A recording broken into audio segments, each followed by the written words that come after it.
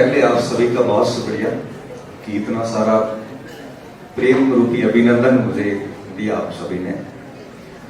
सर्वप्रथम मां सरस्वती को वंदन करता हूं और विश्व भर में सनातन संस्कृति की पहचान स्थापित करने वाले पुरोधा स्वामी विवेकानंद जी को श्रद्धा सुमन अर्पित करता हूं।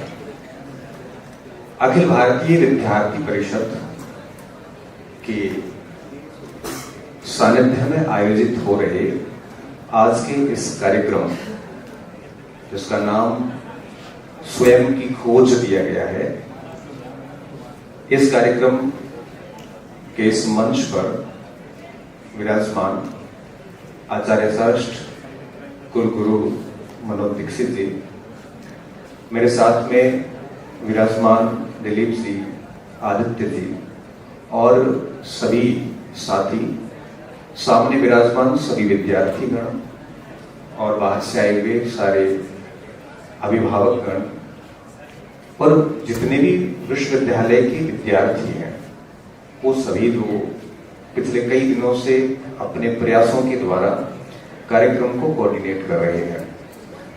क्योंकि कार्यक्रम करना बिल्कुल भी आसान कार्य नहीं होता, ये बात हम हर दिन समझते हैं इस चीजों को। क्योंकि हम लोग बोलना शुरू करते हैं तो कब 30 मिनट, 40 मिनट, 50 मिनट हो जाते हैं, समझ में नहीं आता। तो चिट्ठी आए उससे पहले मैं मेरी बात समाप्त करने की कोशिश करूंगा पर मैं साथी को कहूंगा चिट्ठी मत देना, मुझे अच्छा नहीं लगेगा क्योंकि फिर मेरा कॉन्फिडेंस डाउन हो जाएगा। फिर भविष्य में कभी किसी मंच पे जाऊंगा तो चिट्ठी का डर हमेशा रहेगा। पिछली बार सर क्या हुआ था कि कार्यक्रम था, सर अपन पवन जी साथ में थे, महाराणा प्रताप जयंती पर प्रोग्राम था, मैं मुख्य वक्ता था।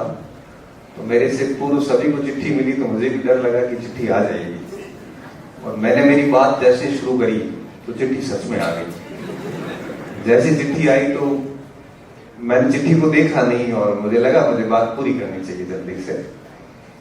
चिट्ठी में जनरली यही होता है कि सर अपनी समय सीमा का ख्याल रखें, तो मैंने मेरी बात 14 मिनट में पूरी कर दी। बात पूरी करने के बाद में सारे कार्यकर्ता ने कहा, सर आपने बात पूरी क्यों की जल्दी इतनी, आपको थोड़ा और सुनना था। मैंने कहा आपने चिट्ठी भेज दी। तो सर हमने चिट्ठी में ये लिखा था थोड़ा समय और लेना, इसकी चिट्ठी का बात नहीं है, थोड़ा समय और लेना। तो आपको पहले क्लियर करना चाहिए था, खैर जो भी था। तो मैं चाहूंगा इस चिट्ठी नहीं आएगी बात शुरू करूं।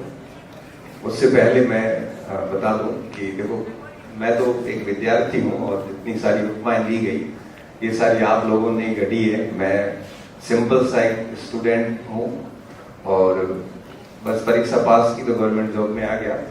उसके बाद में जो कुछ भी बातें हुई है वो जीवन से जुड़े अनुभव थे जो मैंने हर मंच पे आपके साथ साझा किए हैं, और वो अनुभव आपको टच कर गए क्योंकि आपकी और मेरी यात्रा जनरली सेम रही है।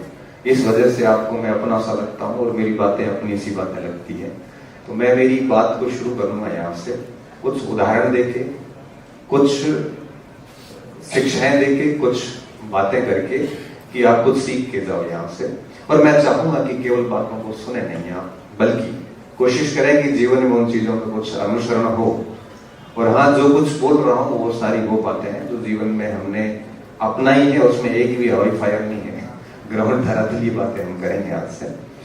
देखो, विषय है स्वयं की खोज।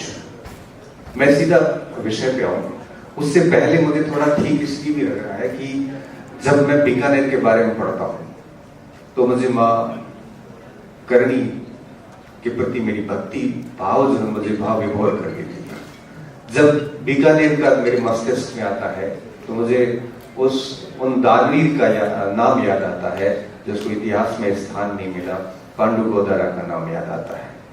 जब भी मैं बीकानेर के बारे में पढ़ता हूँ तो राजस्थान के भागीरथ कहे जाने वाले महाराजा गंगा सिंह का नाम याद आता, जिन्होंने रोम नोट जारी किया और पेरिस में भाग लिया। जब भी मैं बीकानेर का नाम पढ़ता हूँ तो मुझे अध्यात्म, शूरवीरता और सभी प्रकार की वो बातें जहन में आ जाती है, क्योंकि मैं एक इतिहास का विद्यार्थी हूँ और मैं आज यहाँ पे खड़ा होके बड़ा गौरवान्वित महसूस कर रहा हूँ।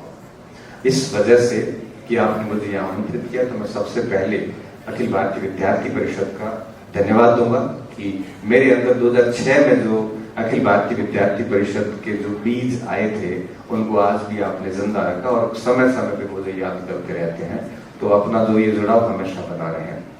स्वयं की खोज विषय पे जब मैं आता हूं तो मुझे लगता है कि जो पराधीनता की परिभाषाएं हैं, पराधीनता मतलब होता है गुलामी। पराधीनता की परिभाषा एक ये भी होती है कि जब हम किसी दूसरे के विचारों से चल रहे होते हैं, जब हम ऐसे कार्य कर रहे होते हैं जो दूसरों को खुश करने के लिए हो, जब हम उन प्रभावों में होते हैं जो दूसरे विचारों से आते हैं, जब हम दूसरों को देखते हुए कार्य करते हैं, तो मैं मानता हूं कि हम पराधीन हैं। और पराधीन व्यक्ति कभी भी स्वयं का विकास नहीं कर सकता, स्वयं की खोज नहीं कर सकता। तब मैं हर बार कहता हूं कि हमें आत्ममंथन करना चाहिए, हमें हमारे कार्यों पर विचार करना चाहिए, हम जो कर रहे हैं उसके बारे में सोचना चाहिए, हमारे जो विचार है उसके ऊपर हमें चिंतन करना चाहिए। हम क्या कर रहे हैं, क्यों कर रहे हैं, किस लिए कर रहे हैं, क्या हम अपनी खुशी के लिए कर रहे हैं या किसी समाज की खुशी के लिए कर रहे हैं, किसी दूसरे की खुशी के लिए कर रहे हैं। जब हम इस प्रकार का आत्मचिंतन करेंगे तो इसके बहुत सारे भय भी है। भय इसलिए भी है कि व्यक्ति अपनी कमियों से परिचित हो सकता है, व्यक्ति को अपनी कमियों का सामना करना पड़ सकता है, क्योंकि जब व्यक्ति अपनी कमी का सामना करता है तो व्यक्ति डर जाता है। मुझे लगता है कि हमें इस प्रकार के आत्मचिंतन करने चाहिए जिससे कि हम स्वयं की खोज कर सकें। और स्वयं की खोज का तात्पर्य यही होता है जब व्यक्ति अपने अनुसार जीता है, जब व्यक्ति वो कार्य करता है जो उसको सुकून देता है। मैं यहां पर एक उदाहरण देना चाहूंगा, एक ब्रिटेन के एक व्यक्ति का। आपने नाम सुना होगा, नहीं सुना थोड़ा गूगल करोगे तो आपको पता चलेगा। एक व्यक्ति वे जॉन मैकफॉल करते हैं। जॉन मैकफॉल एक युवा थे ब्रिटेन के, और एक बाइक एक्सीडेंट हुआ और बाइक एक्सीडेंट में उनकी एक टांग चली गई और ठीक ठाक अच्छा खासा व्यक्ति विकलांग हो गया। विकलांग होने के बाद में वही समाज और परिवार में जब हम रहते हैं तो एक दिव्यांग व्यक्ति को बहुत कुछ सुनना भी पड़ता है और व्यक्ति एक्सेप्ट नहीं कर पाता कि वो विकलांग हो चुका है। पर हमें सबको मैकफॉल से सीखने की जरूरत है। मैकफॉल ने अपनी इच्छाओं को कमजोर नहीं होने दिया, वो खुद को खोजते रहे। और 2008 के अंदर जब बीजिंग के अंदर पैरा ओलंपिक हुए तो पैरा ओलंपिक के एथलेटिक्स प्रतियोगिता में उन्होंने ओलंपिक में मेडल जीता। ओलंपिक में मेडल विजेता होने के बाद उनको उस चीज से भी मोह भंग हो गया। कहते हैं ना, समय के साथ व्यक्ति खुद को खारिज करता जाता है। जैसे जैसे समय आगे बढ़ता व्यक्ति अपना नया वर्जन पसंद करता है, पुराने वर्जन को खारिज कर देता है। आप इतिहास में जब जाते हो तो वही गांधी जी 1920 में हिंसा के गजब विरोधी हुआ करते थे। 1942 के आंदोलन में गांधी जी कहते हैं कि हिंसा का जवाब हिंसा होता है। तब पूछा जाता है कि गांधी जी अहिंसा के पुजारी हिंसा का समर्थन कैसे करने लग गए। तब हम वापस ये कहते हैं कि व्यक्ति समय के साथ स्वयं को खारिज करता है, और व्यक्ति समय के साथ स्वयं को तभी खारिज कर पाता है जब वो स्वयं की खोज करता है।